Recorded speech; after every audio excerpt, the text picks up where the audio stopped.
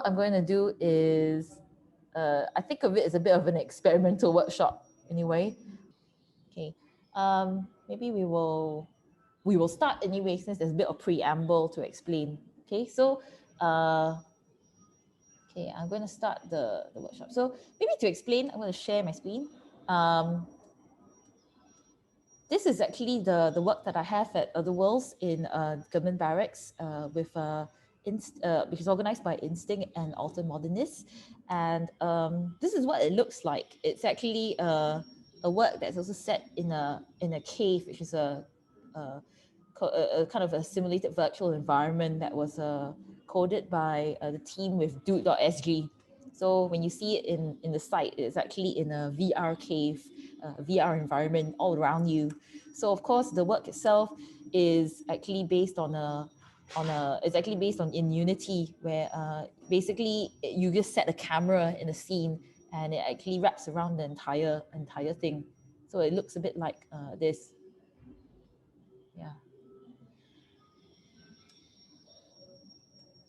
So the work looks like this.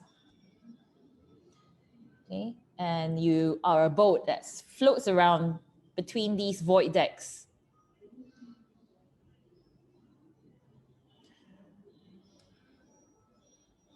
So it's meant to be quite an immersive environment where you can actually be in a complete world of itself.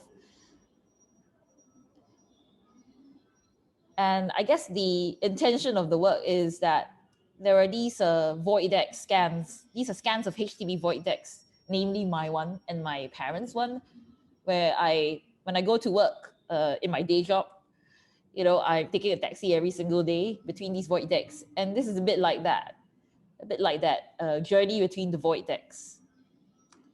Okay. And today for this workshop, what you're going to be creating is something very similar. So the end of the workshop, hopefully you will have created this within the hour. Within the hour, you will create this and it'll be live and online like this. So let me go to the next slide. So the assumption for this workshop is that everyone has no experience of drawing on computer. Everyone has no software. Everyone has no coding experience and no specific computer. Okay. And by the end of the 1 hour workshop, everyone will have some basic understanding of how accurate rectangular images work, how to make a simple painting that would fit on it, and to view it in a 360 image gallery hosted on Glitch. So you have a live link for it as well. So it'll be live. It'll be live online. You can send the URL to someone and they can see your wonderful painting or whatever you have made at the end of the hour. Okay.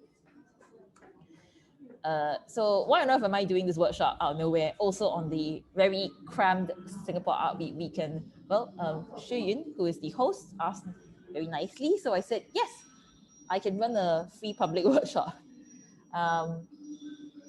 I also recently realized that, as an educator, the product you could say I'm producing is the course. So I didn't think of it before. I always thought I was teaching, but I realized it's actually a product as well. It's actually the product. If I was selling, if other people were selling designs, I'm actually selling a course.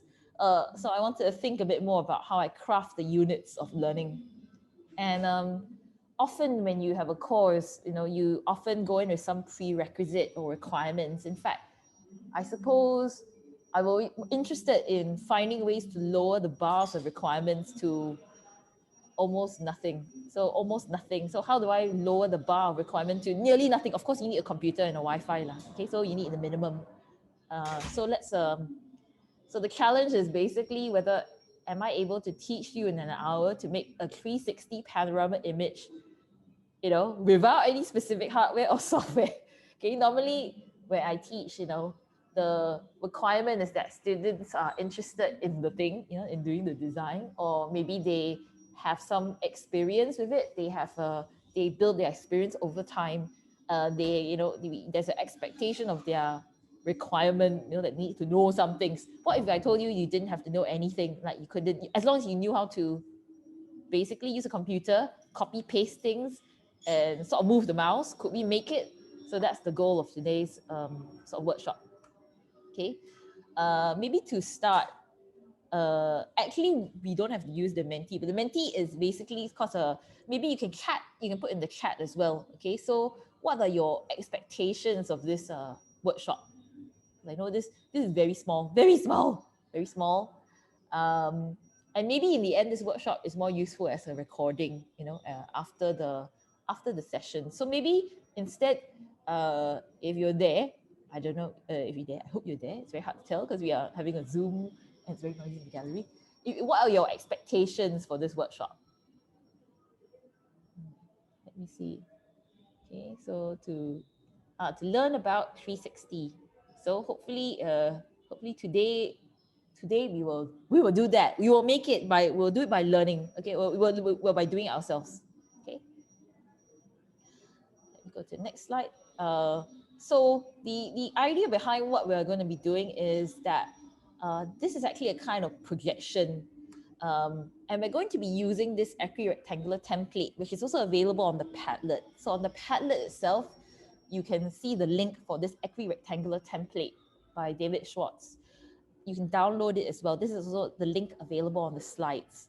And this is actually a template that when you view it in a viewer, so I have one down here on my website, you can actually drag and drop any image that's a 360 image into the window and it's going to view. Okay, so you will actually, when you drop that into a 360 viewer, you will see this. You see this 360 image. So from this, it will become this, something that you can view in 360. So the grid is useful because you can actually call this a 4-point perspective drawing. There are these 4 square, you can think of these square, with 4 points where all the lines converge at these 4 points is one way of drawing it. And an example is that I've made drawings like this for fun, and then they come out a bit like this as well. So to view when you do a drawing, you're actually trying to draw a 4-point perspective drawing with the help of these curvy lines. Some of it also, you when you use it more, you also get a feel for it, how to draw in this perspective. Okay, how you draw the people. So you also can see how when they come closer to the camera, the people become bigger. When the things go higher up, they distort and become wider. So even though you're going to view this as a straight line in the world, it will actually, you see all these are straight lines, but when I draw it, it's actually all curvy lines. So they actually follow the equirectangular grid. Okay, let me go to the next slide. So when we talk about drawing, there's often the 1-point perspective. There's 1 point of perspective here. There's also a 2-point perspective and multi-point. So this is actually a multi-point perspective. The perspective is only one way of drawing it, but of course, one way of talking about it, but actually it's just a way for us to represent it. When we see it in person, it's not exactly that. This is just a way of how we attempt to represent a perspective in reality. Okay, and one way of thinking about it is also thinking about the vanishing points. So when we draw it, you can actually see these are some other way of thinking about the projections. So one way of seeing it is that when you look at the camera can actually view things in different ways, whether we see the projection in this way, in a 1-point perspective, or a parallel perspective. So when you see this grid, you could actually say there are actually 4 points. So you count 1, 2, 3, 4, and then this 4th one is actually wrapped around. So actually, there are 4 vanishing points.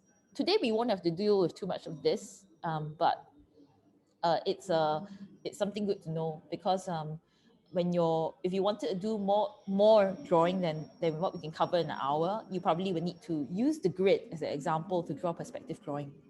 Okay. You can also see the form in the VR photos, like in Flickr. There are lots of places you can find VR and 360 photos. In fact, there are lots of cheap cameras. Shi Yun was sharing that he just bought a camera that does just this as well. It was quite inexpensive, and you can take photographs and videos, and all the footage will look like this, which you can see the form, this curve. You see how it curves. So you can see how it actually works.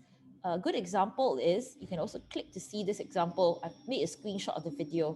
So people have used it to good effect for drawing as well. So this is a drawing produced by someone, posted on Flickr, shared to Flickr, and their drawing itself it looks like a real scene. So they drew it, they drew the scene, but of course it's really painted and fleshed out the entire world. Okay. So today our goal is very simple.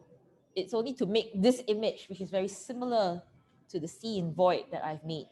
So if you look at this image, all we're going to do is to make a background color, make a sea color, make some mountain, put the moon, and then paint some waves, some water and some sky, some clouds. Okay, so it's very simple. And if you're what I'm going to do is I'm going to run through the slides. They are actually quite detailed. You can also go back and revisit it after the workshop. Okay, so if you can follow it. If you need me to stop at any time, the whole part of this workshop is also that if you need me to stop and explain at any point, you can post a message and I can answer it. Okay. Okay. So let's see. Okay, so if you make an image like that, it will then look like this. It will then look like this in the world. So this is an example of how it might look like. I use different image in this example. Okay. So creating the image itself, because I wanted to use something that everyone could use on a browser. I'd like you to go to this URL, which is clecky.com. It's also available on the Padlet. Okay. And also import the image button. So you click on the import the image. So you need to download the template, the accurate rectangular template, which I'm going to show you now. It's available on the Padlet here. So download this template, this orange one here. Download it first, and then go to the editor. So this is actually a random image editor that I found online on the web browser. You can literally use any image software you prefer. So if you use Photoshop, if you're really familiar with Photoshop, you don't have to use this. However, this baseline was to show that people could use nothing, like they had no software, nothing, just a computer, they can still do it. Okay, so if you go to that, you can see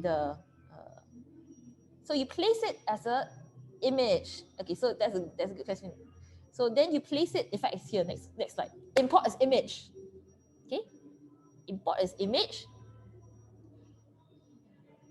And then you're able to click here, the plus and minus, to zoom in and zoom out. And also able to click on the hand to drag on the image when you zoom in, when you move around. Okay, so it's very easy to use. And clicking on the paintbrush will also give you some tools. We're going to be using the brush, paint bucket, and the shapes today. Okay, so we're going to be using the 3 of them. So the first thing to do after you've imported it in is to click on layers. Layers is available here, and you need to press on a new layer. Click here to press a new layer, create a new layer. So you got layer 1. The reason I put this layer is so that you understand how it looks like, how it actually maps. If you want to draw something more complex, you'll be able to do it, and you have this guide. But we're going to actually hide this layer. Okay, so if you follow this step and create a new layer by pressing the plus sign, you will now have a new layer to work with. So you try to work on different layers for each part of the painting, okay? And we're going to take layer 1, which is the template, and drag the slider so that the visibility of the top layer, layer 1, is 0, because we only use it as a guide layer. If you want to do it later, because it's useful to have. So we're hiding it first, okay? Okay. So click back to layer 2, which is the one we're going to paint on. So you can see from the diagram that there is one with our template, and then there is a layer that is empty, this empty square. Make sure you're selected here because we're going to add in the background color. Okay. And if you need me to stop anytime, you just let me know. So you can chat in the chat. Okay. So we're just going to add the background color. Very simple. If you click on the paintbrush, you can select from the drop down this bucket, and you can click on this hash sign. So we're going to input this color. as a number. Alternatively, you can put your own favorite color in. But if you want to follow the example, you can input this color, and this color is also available on the Padlet. So if you wanted to go get the color, it is actually available here. I have a background color, you can copy paste this one here, okay? So there's a color you can copy here. Okay, so if you were wanting to follow the exact example, copy it over and then create this, add this in this way. So we're going to click on the bucket, check that the color looks like some sort of dark blue, and then paint the whole thing blue, dark blue. Okay, so click on the bucket, check that it's blue, and then paint it paint it in. Okay, so just click on it and then add it blue. So just make sure that it looks blue to you. Okay, then we go back to layers and we create a new layer for the sea. Okay, create a new layer for the sea. Okay, and then we're going to do the same thing again, and that is, okay, first make sure that the layer for the sea is going to be on top of the background, the night sky. So make sure that the order is like this, okay, before you go on and paint it in a different, paint the sea in. Okay, so I personally find that I can just eyeball it instead of using the grid, but you can also turn on the layer one to check if you want. What I would do is click on the bucket, select the rectangle shape, and then manually insert the hex code for this color. So I have a color that I recommend. Again, this color is available on the Padlet. So you can see here, the C color I recommend is this, okay, which is a sort of a lighter, slightly lighter. We want it to be quite subtle. So this thing is quite subtle. So what you end up with is that you get to create, you estimate the halfway point, click here and then drag to the other corner. It's like very easy. So you make halfway like that across. Okay, so you estimate the halfway point and then drag to the other corner so that you draw the C color rectangle. And you have like this very subtle color, very subtle C color, okay? So hopefully give everyone a moment to draw it, okay? To draw it, very simple. So basically this Clecky, I just chose Clecky only because literally there's no reason why I chose this software. It is simply that it was free, it's on a browser base, you don't need any software to download, and anyone can sort of click already. It's very simple. I could do it without a mouse even. You could do this without a mouse. You could just click on a thing, you know, your touchpad or whatever, and it's still possible to do it. So very low bar to entry, quite interestingly. So if you're finished with the square, very simple, right? We're going to draw in the mountains in the distance. So we're going to click on the paint, the bucket again, and look for the paintbrush. And if you would like to follow the example I have, you can click on the hex code and add in the color for the mountains. So the color for the mountains is available on the Padlet here. So if you see here, the mountains, I recommend this color for the mountain. So that's actually this color here. Okay, so we're going to do something a bit like that. We're going to choose this color as the hex code. So the hex code is a 6-digit that we use to refer to the color. So it's quite accurate. So we have the exact color for the computer to paint in. Okay, so you just paint it in this way. Okay, so you can play with the brush size, opacity, and shape. For me, I'm going to set it to 4, opacity 100. You can check that it is bluish here in the middle. You're going to shift left mouse click on the corner and drag across the screen to draw a line. And then, I should say before you do that, you're supposed to create a new layer. This slide has been flipped. Okay, so you need to create a new layer first. Make sure layer 4 is in this position because you want to draw a separate layer. So, one second. Okay, create a new layer. Make sure layer 4 is in this position. Then you start drawing the mountains in. So the mountain is a separate layer. Okay, so shift left click, draw here to draw a line across. And then roughly draw the mountains in. Don't make them too high. Make sure they're on layer 4, a separate layer from your background night sky, sea, and the mountains. Don't make them too high. If you make them too high in your world, you have to look up to the ceiling, which is like very inconvenient. Okay, so make sure that the lines also touch the first straight line. You're going to paint them into the bucket later, and if you don't touch, they will paint the whole sky. Okay. So maybe here I will pause a moment or two for everyone to see how to draw it. Okay, so basically you only have to draw in the mountains, don't make them too high, and then ensure that the lines touch, because the next step you're going to fill in the mountain already. Okay, so you can make some squiggly squiggles, and then click on the inside of the mountain to fill them with color. I personally want to check also normally that the tolerance is about 20.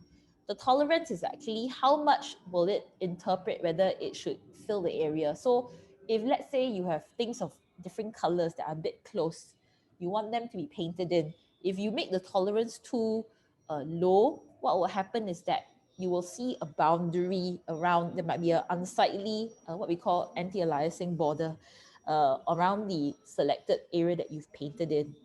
But if you actually wanted it to really paint into the line and then sort of blend in properly, tolerance is one of those settings for deciding how much to actually select and paint in. Okay, so when you do that the right way with the tolerance and everything, the mountains colored in will look like this.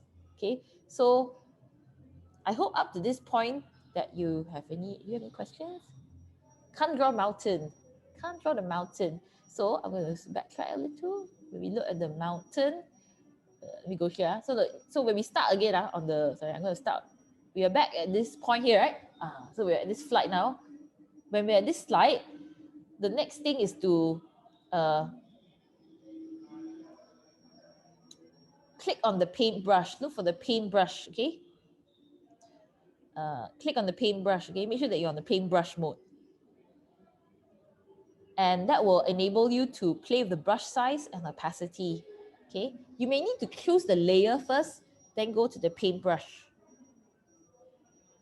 Any problems finding it, can also share, okay? Yeah. Okay, all right. Okay, so all you need to do is draw the mountains in on a new layer. Make sure it's on layer 4, a new layer. You can name the layers also for your benefit also. Okay, make sure it's on a separate layer. It's important for it to be on a separate layer, because after we do this part, right, of filling it in, we are going to duplicate it. We're going to make a mirror image, because that reflection is pretty important. Okay, so if you have the mountains colored in, they look like this already, right? Then what will happen is we're going to go to layers again, and with the layer 4 selected, click on the duplicate button. So there's this little thing with 2 squares and a plus sign thing. And if you click on it, you have duplicated a copy. And make sure that you select it. There won't be any visual change because they're on top of one another, so you don't see anything happening when you duplicate. And then from there, make sure that you have layer 4 copy selected or whatever you've named it, and you're going to click on the flip. This is going to make sure that your thing is going to be flipped, but what you want to do is to flip it vertically only. You're only going to flip it vertically and flip only the layer, not the whole canvas, the layer only. Not canvas, the whole thing. Don't flip the whole picture. Only flip the layer. So you flip the layer only on the vertical axis. So that will give you something that looks like this now. It is okay if you have a bit of line to the horizon always got a bit of line, it's okay. That's because if you aga click and it's a bit off, it could look like that with a little black line. But if you estimate it's around there, it's about there, it's okay, it's all right, okay? What you're gonna do after you've duplicated the mountain reflection is that you're going to click on tilt shift. So it applies a tilt shift, a little blur. You want to blur with a little gradient. You can play around the values, but if you don't know what value to choose, and maybe for speed to finish this workshop in 1 hour, we are just going to say, drag your blur radius to 50 and gradient radius to 100. This is just going to give us some blur values. It's about how far the thing will blur out from the center. Okay. And some people also like to play the dots, but you don't really have to play the dots if you don't know what you're doing with it. So just apply the tilt shift to it.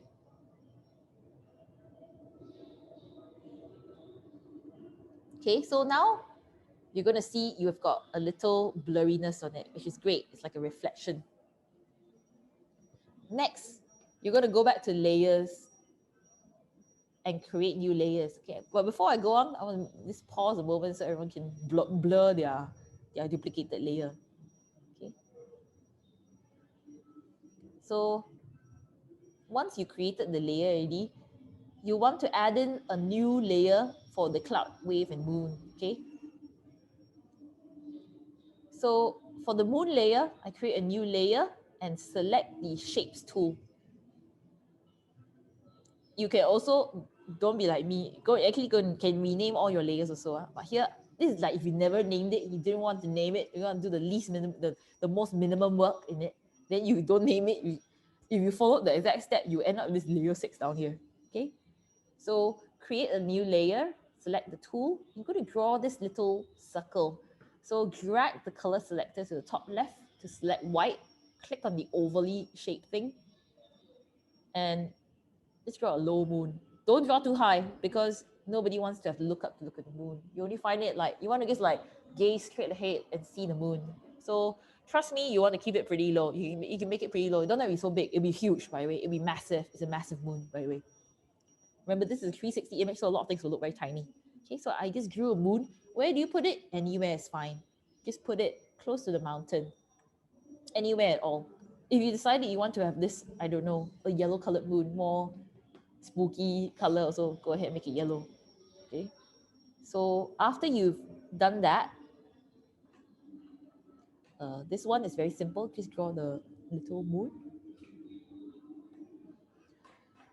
After you do that, you can add in the cloud and wave layer. So I created a new layer, and at this point, you may say, this is intolerable. I made so many layers. I don't know which one of these. Okay, you can just rename all the things later, okay? But for, again, I'm showing the lazy person way. They didn't name anything on. So if you are very lazy like me, then you won't name it also. Then by auto, it will come out as layer 7, okay? So for the cloud and wave layer, you can just create a new layer, and then I would choose the brushes. I'll play around the size, and I'm just going to paint a shade. I recommend choosing a blue shade. Otherwise, white is very bright. Turn the opacity down and the blending to very high. Okay. If let's say you painted a line, you say, oh, that's terrible. You just press your Control Z or Command Z if you're on a Mac to undo it. Okay. So this is going to take a little time to, for you to kind of paint it in, but it's a chance for you to add in perhaps a bit of light underneath the moon, a glow around the moon, a bit of shade so that it's not so uniform and like cartoony. So I also normally would like you to remember that it wraps around. So if you paint this side one way, if the other side connects up, if it's not actually showing, if you actually don't connect the colors on the other side, there will be a line, it will be visible. Okay, so just beware. Again, this is the lazy person's way of doing it. This is not the good way of doing it, this is the lazy person's way of doing it. So just randomly paint it, a sploosh of a color, And remember, you can undo, okay? So we'll just do a very quick one. So maybe we'll just pause here for a minute to paint it in, okay? Because after you finish this step, we are going to export this image. Export the image already. Then we're going to put it and make it live. We're going to make this live. How we're going to make it live? Well, we're going to explain shortly. Okay, so okay.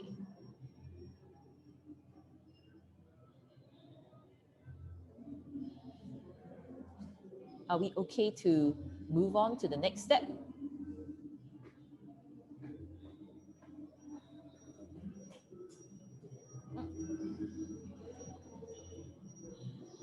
Okay, we go on to the next step. The next step is that when you're happy with it already, you got something reasonable, okay, the lazy person way of doing the panel image, download the image. So you will end up with this image. You will notice that this image is actually twice as long as it is high. This is a format that's required for 360 images. So I think it's going to be a and don't quote me on this, a 1024 by 2048 image by default. So you notice it's 1024 in height and 2048 in length. So download the image to your computer. Please take note of where it went to, okay? Okay, and go to this link. This is actually on my website. It's using tree.js, but there are many ways of viewing 360 images. Tree.js is a WebGL viewer. It's got a lot of really interesting features, one of which is to show 360 projections. So if you go to my page, and I'll show you the example. Okay, so let me go to the live example. If I go to my own website here, okay, click on it. I clicked on it. My own website. I'm going to open a new window to look at it. Where did I put it? Where did I put it? Okay, so if you go to this website where I have, it's loading. Oh, very slowly. Okay, so this is actually a quick viewer that I just put on my own website that you can use as a reference. So what happens is that if you have a picture you want to see, all you need to do is drag, and I'm dropping now on top of it. So you see, you got grayed out because my mouse is over it. I just put my picture in, and you can see the 360 image I just grew, and you can see my moon and the thing. So make sure your image looks like an image. The format resolution is fine and everything, and you can be able to look at it. You can also sort of move. You can use your mouse to look around. Okay, obviously this image is very simple right now, but it can be more complex. You can actually draw things using the perspective grid as well. But at least now you made this moon scene. You can also make a daytime scene. This is just to match my work in the gallery. You can make any ambience you want. So you can do that. Okay. Yeah. Okay. So once you finish that, you've tested that it works here. Let me go back to the slide. Putting your image into a 360 gallery, the horrors. We're going to do this. Yes, we are. Yes, we are. Okay. I'd like you to go to this glitch page, and I want to assure that there is no need to actually do actual coding for this. The code is there, code base is there. Okay, and this is using the A-frame, which is a WebVR. It's free and open source in A-frame. So what you can do is that you can just click on my sample code. The link is here and also available on the Padlet. And you will clone the project. You remix it. Okay, and you can upload your image file, and you can upload the image file and then insert the image link. Only need to copy and paste it in. Okay, so I think if Wendy is here, I think Wendy knows how to do it. Yeah. So wait. I can't clone. How do I clone it? so this one, right? You just click on there. Oh, sorry, I pressed this wrong. To remix the page, all you do is here, select and remix. So the top there, Okay. select and remix.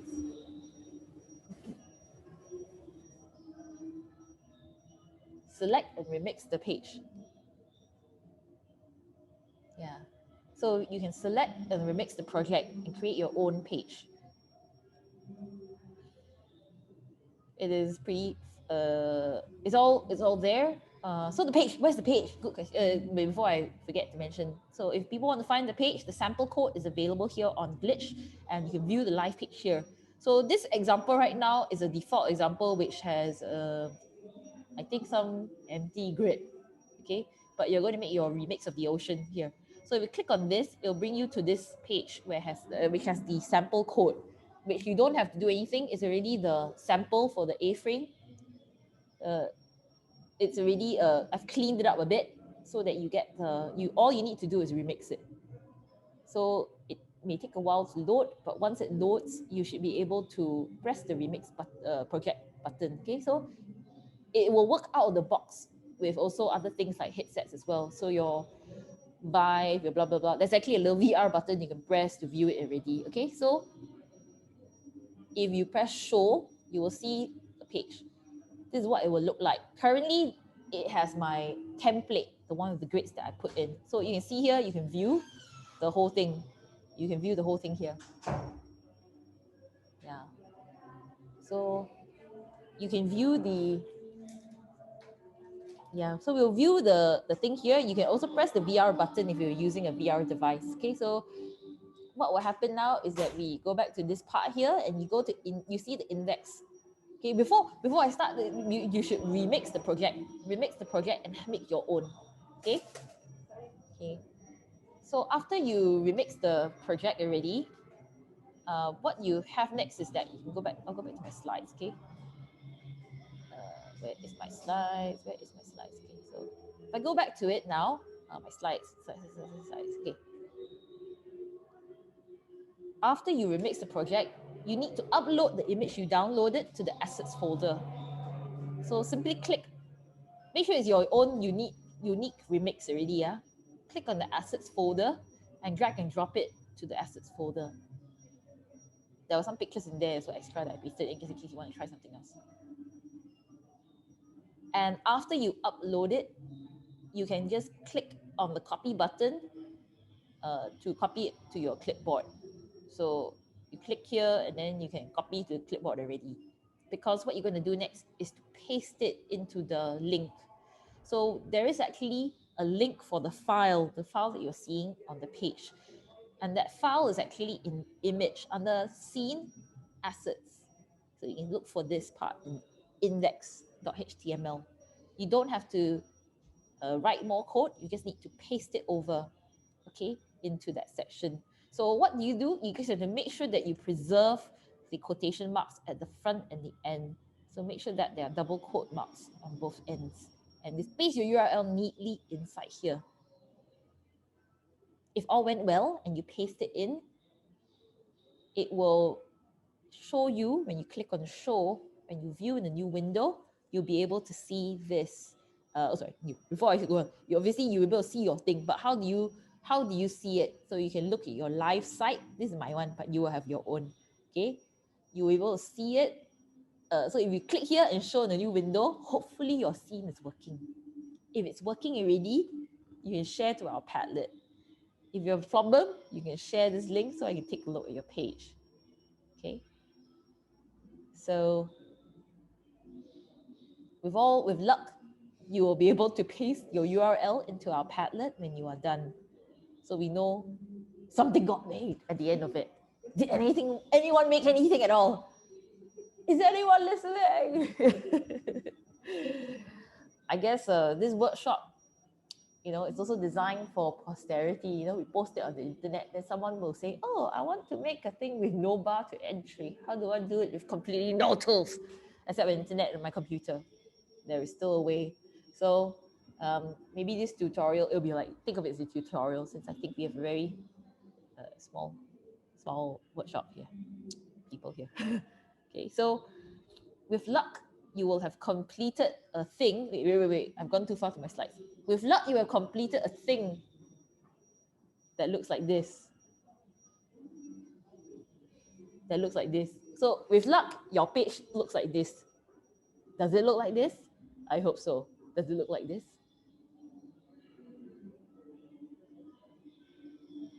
Please let us know. Please let us know if it looks like this. Okay. So at the end of it, when we run through it, I wish to run the Menti, but I feel like maybe it's unnecessary. So I think I'm just gonna wrap up here. I'd love to see whether your page turns out all right. Oh, there is one. We'll see whether it looks like the thing. Oh, the moment of truth. Oh, it does look like a landscape. Wow, there's a moon. Hooray, see? So it is possible to make a landscape in this time, in less than an hour, in 45 minutes. In fact, we did it in 45 minutes. Give yourself a clap, everyone. We did it. And you can also view in VR. If you actually have a headset, you press the VR one. But if you don't have VR, then like I don't have it now, you just go full screen on my computer. But if you have VR, you can view it also lah. So if you actually put it on a Vive, you put it on a Oculus Rift, on the Google Cardboard, it would be working. You can look around already. Okay. So I don't have any of that right now. You're on my computer, so you cannot do that. But you trust me, now you have your website. You have your own website that's live on the internet. You can send someone a link and say, I made this in 45 minutes. And you can You can write a birthday card to someone. Hello, happy birthday. You just write it in the sky and then give them a birthday card like this. That's a very bad idea. I mean, that's what I used to do long ago. Just make a 360 birthday card. Draw someone's face in it, place it around the scene. And so you can do quite a lot of weird things with it.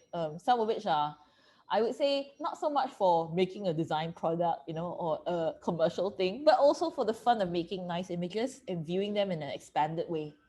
Yeah. So I suppose this is the point of it as well.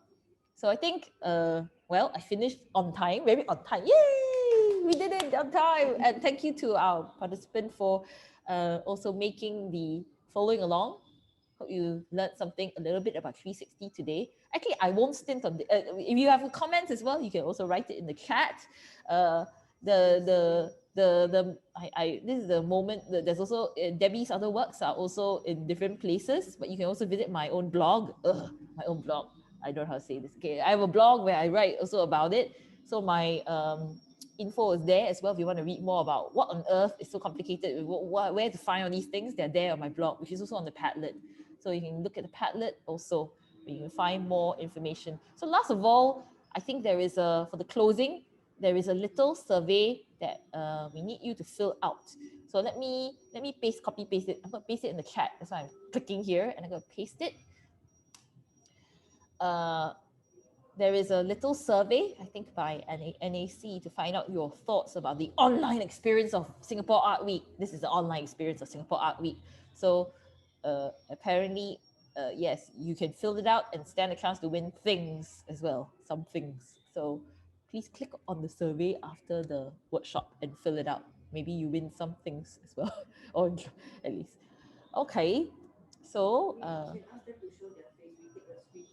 oh, okay. Maybe we can maybe also since we're here already, maybe we can all turn. I'm going to stop sharing. Maybe we can turn on our faces for a short while so we can see and take a screenshot of everybody alive. Mm. Mm.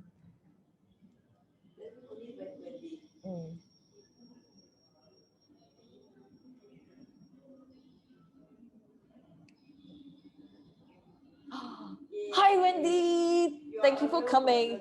You're a real person. We are so delighted to see everyone alive. Okay, so thank you for coming today to our the workshop. I'm going to we're going to upload this also as a resource for people. Thank you for coming. That's the end of the workshop. Hope you enjoyed it.